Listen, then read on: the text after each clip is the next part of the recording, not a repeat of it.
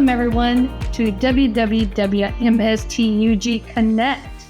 I'm excited to be here. Appreciate being invited to share some good VC stuff with everybody. Today, I'm going to talk to you about general journals. So we're going to get into all kinds of things that you can do in general journals. I'm Kim Dallefeld, a Microsoft MVP, Microsoft certified trainer. I have been working in NAB, the predecessor to Business Central, and Business Central for a total of 29 years. I'm on the way to 30, so kind of a milestone there. I've been around it long enough to know there's a lot I don't know, but there are some things I can share with you, and that's what we'll do today. I'm always happy to help. You can find blogs that I write on my site, kimd@nava.com, and also with my amigos on our YouTube channel. We talk about a lot of different things, so we're always happy to help. All right, let's get done with the boring stuff and let's talk about general journals. We're going to talk about general journals in particular, but what are journals? We're gonna go over that, right? Are there different types of journals? Well, of course there are, and I want you to know the differences. We're going to talk about how to get data into the system, or basically to do data entry. So there's lots of things we can discuss on that. And then, you know what? We make mistakes. So how do we correct it easily? A lot of nice built-in features for that as well. My goal by the end of this is that you probably know more than you ever wanted to know about general journals, but it will serve you well in utilizing Business Central as you grow in your knowledge. So first of all, let's talk about what are journals. Really, they're simple. Kind of a worksheet, a holding place where you work, putting in your positives and your negatives and trying to get it balanced before you post. You can work on it today and you got tired and wanted to go home. Just leave it sit there. You can come back tomorrow and go, that's where I'm off by that penny. So it really is a type of data entry holding place. Looks kind of like a worksheet, rows and columns. Journals have batches. That's because I'm working on my batch and I don't want Sally over there in the next office to work in my batch because I don't want her changing my numbers. So we want to have different batches, maybe for the different things we're doing, maybe for different people, but it's its own unique set or its own unique worksheet, just kind of like in Excel. Each one of those tabs at the bottom you can think of as batches. But then there's also different types of journals.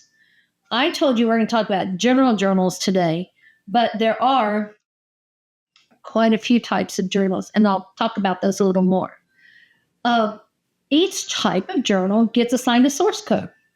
I'm going to go into that a little bit for you too, but a general journal has a different source code than does a sales journal or a cash receipts journal. And then last but not least, we can have approval flows for each type of journal. So maybe when I'm doing, just a regular old general journal, my controller has to approve it to post. If it's just a sales journal, Jim can approve it, or maybe I can approve it and go ahead and post it. So we can set up a lot of approval based on the type of journal. So those types, we kind of miss thinking about at times. We just call them all journals, but there are different types. So what are those types? All right. They are divided into quite a few types here. We have the general journals, sales journals, purchase journals, cash receipts. Oh, yeah, weird to find. The general journals are defined this way, and somehow my things got up. I got a bank deposit. I got an intercompany. I've got job GL journals, different from a job journal. I've got reoccurring payment, and I believe fixed asset GL journal falls in this category as well. So there it is at the bottom. All right. So there's a lot of general journals. So how do you keep track of all these different journals? Well, let's talk about what each type defines, and then we'll go into the next set. So for each type of journal, you can say, this is the numbering series I want to use in the document number field. this is a source code we're going to assign. Now, I bring up source code because a lot of times we don't set it up. The system sets it up for us. We can control it and change it. But like general journal, source code is GENJNL. Sales is SLSJNL or something like that. Cash receipts is, I think, cash RCPTJNL. So every one of them has a little bit different connotation, and you can search on that. You can sort on that from your general ledger entries. Or your general ledger registers. So it's always a great thing to kind of know these source codes because they help you when you're trying to find something. We can tell it by each type. Do we require the document number to balance? Most of the time you want to. The only time I don't do that is in cash receipts because I put check number A, check number B, next customer had an ACH, whatever, and it's one deposit amount. So that was always one of the places where I turn off the document balance. We can increment the batch name, save the posted journal, the contents when we post it. We'll talk about that some more. Methods of data entry. I spend a lot of time here. I'm going to pause for just 1 second. I didn't talk to you about item journals or warehouse entry journals or physical inventory journals, job journals, fixed asset journals. There are other journals. They're just not called general journals because they do have some additional features and functionality. So just remember, we're talking general journals, okay? So let's look at methods for data entry. There's quite a few. We can manually enter. Yeah, we can always do that, right? Oh, but a lot of people like to copy and paste from Excel. And that's a great tool, especially if you're getting data from somewhere else, from a bank or from a credit card, and you don't want to have to retype all that. You can just cut and paste in Excel and get it just right, and then just copy paste into this BC. I have a favorite. It's called the Standard Journal. Now, I have a colleague who says, I don't know why you'd ever use a Standard Journal, but I like it because I have a couple of things that I do, kind of one-offs, periodically. Don't know exactly when they're going to happen, but they're always the same when they do. So I'll show you those as well. We're going to look at all of these. I didn't mention recurring journals just a minute ago, and it is a great tool for things that are going to happen all the time, maybe monthly accruals, things that you want to enter and then reverse, so you only have to do it once, not twice. So quite a few little tricks in the recurring journals.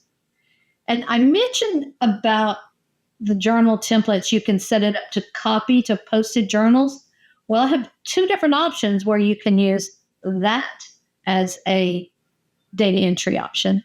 And then we're also going to talk about reversing, which is part of that corrections piece. The first method we're going to talk about is manual entry. When you're doing manual entry, you're going to populate all the fields in the journal. I do recommend the document type and a description, but they're not required. And then the other thing is you might, in your organization, be using dimensions, and so you might require those. If you forget to put them in, when you go to post, it's going to tell you, right? So I let the cat out of the bag to begin with, but copy paste is the next one. Now, how do you copy paste? You notice I've got my columns laid out a certain way. I've got posting date, document number, external document, account type, all the fields across there. I need my spreadsheet to have exactly the same column layout. Even if I leave the document number blank and the external document number blank in my Excel spreadsheet, I want to have these same columns. If I'm not using dimensions, I could stop right here at balance account. Once you lay that out, you can copy your rows and lines from Excel, come in here to the posting date, do a right click, and there's an option to paste. Super fast. However, I did try to do a journal the other day of 38,000 lines, and that ran about 6 hours. So normally this is for, a few hundred lines, not for something that's going to be a few tens of thousands of lines. There's better ways to do that one. So we talked about manual entry. And I kind of circled the fields here on some of the biggest requirements for manual entry. I want to mention one more thing, and I don't have a screenshot on this, but you'll notice here I have amount, and you can put a debit or a credit in there. There's also a debit field and a credit field if you prefer to use that. Just lay out your fields in Excel to be the same fields that you have here in your journal. If you have a bunch of extra fields, you can either hide them in BC or just make sure you account for them in your Excel. Okay, here's that standard journal.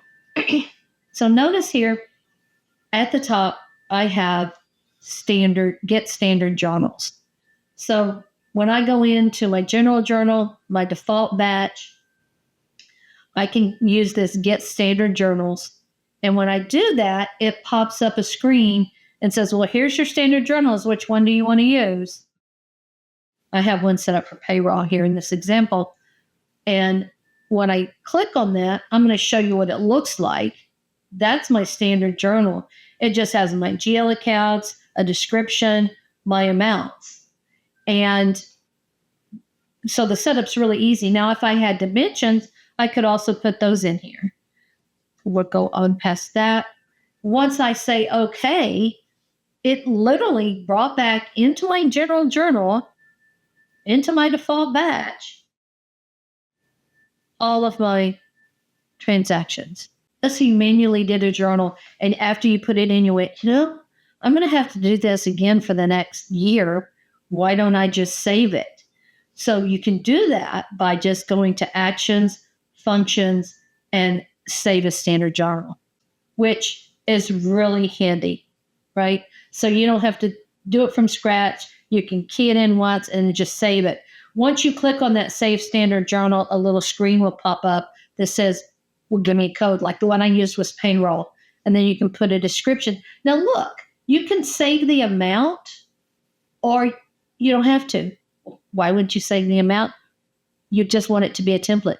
Here's all the accounts you need, filled out with all the dimensions. And every month you're going to take that payroll entry and you're going to come in there because my hourly guys change and all those numbers change, but I have all the hard part done. I just come down the amount column and fill out what I need to, right?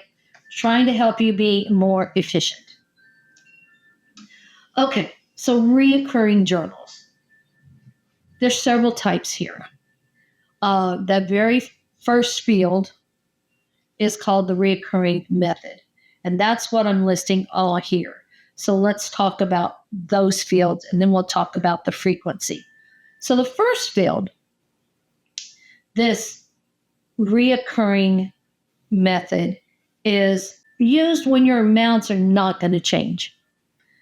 I am recording maybe a loan amount to an officer, and it's a flat amount. We do it every month. Maybe it's something I set up because typically we don't get the bill in until about the 10th, but we're going to go ahead and accrue an amount, and then we'll reverse it and we'll get the actual in. So I could do a reversing fix. So I can record my $500, reverse it, and something happens during the month to put in the actual. It's kind of like that standard template I talked about where you fill out all the account numbers and the dimensions, but you don't put any amounts in. So the first time you use it, you fill out your amounts, you post it, the system blanks out all the amounts. So the next time you just come back in, put your amounts in. So that the standard journal without amounts are very similar. What's nice about the recurring journal is I can do reversing variable. So I put my amounts in a reversing variable. I post it. The system reverses it and then clears the amounts. Okay. So when you do a reversing, you get an entry into the date you have on here, and then you get the reversing entry on another date. And there's 2 dates we can use for that. I'll talk about that frequency now. So this funky little date you see here, 1 day plus 1M plus minus 1D, will set you up so that this posting date, if I post on June 30th, It's going to make the entry, reverse it, then the very next day on 7/1, and my posting date here, when I come back in next month, will have 7/31 on it. I could also do a reverse date calculation where I could put 30D. Problem is with 30D, that is 30 days. So what happens, January to February or February to March? This recurring frequency is much more reliable, in my opinion. There's also an expiration date. So you can say, I need to do this for 6 months and that's it. So you can put an expiration date on it.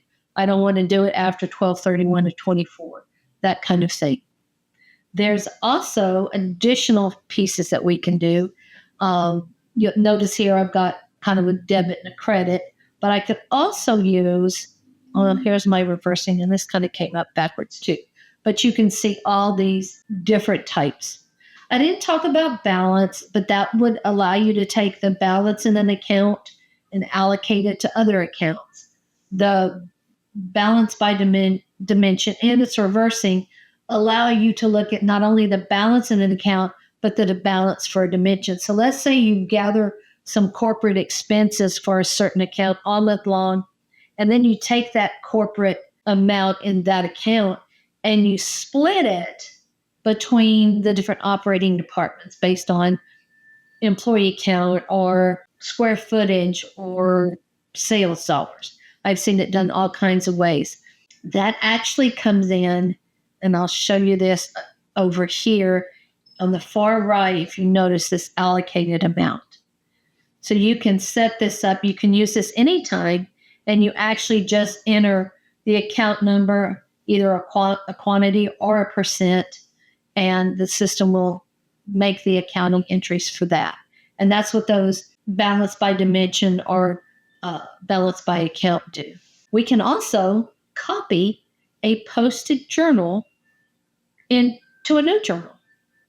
Really handy if somebody really messes up on a journal. You can also reverse them from the general ledger, but I'm trying to focus just on journals. And so I can pull this up, and I've got a couple of options. So we're going to look at option 1, copy selected lines to journal. Okay, so I can copy just certain lines. I can copy the whole journal. And when I hit this copy button here at the top, the system is going to pop open a window where I tell it what journal I want to use, what batch. Maybe I want to put it in a corrections batch or something like that. And I can even replace the date. Maybe I'm not reversing it. Maybe I'm doing the exact same thing in the next month, and I forgot to set it up as a reoccurring. I forgot to set it up as a standard. I just don't have to do the data entry again. So copying it allows me to do that, and I can replace the date. I could also replace the document number. If I'm using it to reverse the one I did, I probably want to use the reverse sign. This is a fairly new feature, and I made a comment about it when you're setting up your journals, not your batches, but your journals. You need to check the box that says copy to posted journal. If you don't get these.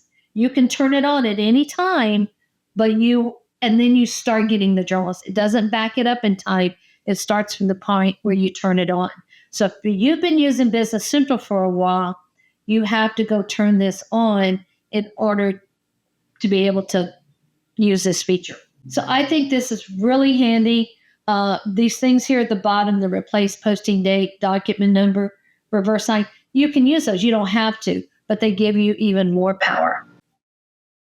All right, so we have an option 2 in our journal, and that's to copy a register to a journal. Okay, and from there, what we do is, again, it's just looking at the whole register. So when I copy lines, I can copy specific lines. If I'm going to copy the register, it's everything with this register number on it. All right, and this could be hundreds of lines. It can be 2 lines. So that's the difference in copy lines and copy register. They do the same thing. Notice that when I choose that option, I get that same screen with the same 3 options down here at the bottom. So they function the same way. It's just about how much they copy over. Lots of ways to get data in and help you with your journals. And now let's talk about when we goof, because who hasn't done that, right? We talked about the posted general journals where we can reverse the sign and change the dates. But also we could be looking at a general ledger entry and we could see that we need to reverse something. This is just backwards. It's wrong. So you have the option to reverse the transaction. It's going to show you the entries and and you click reverse and it will post it. Now, you don't get an option to change the date or the document number.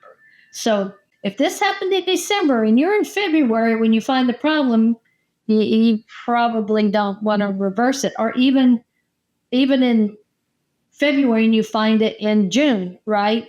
Because you already closed the books for June. So using the copy posted options, 1 or 2, are better because you can change the date. So that it's okay if you reverse it in June because you haven't closed June's books yet. You can reverse it, make the correcting one, and then you're good, right? So that's the big difference for me in whether I would use the posted journal or come to it from the general ledger entries. You can also go to a general ledger register. We talked about the registers in the posted journal section. Still a good place to use. Sometimes if you're comfortable in the general ledger registers, you can go there and you have the option to reverse here.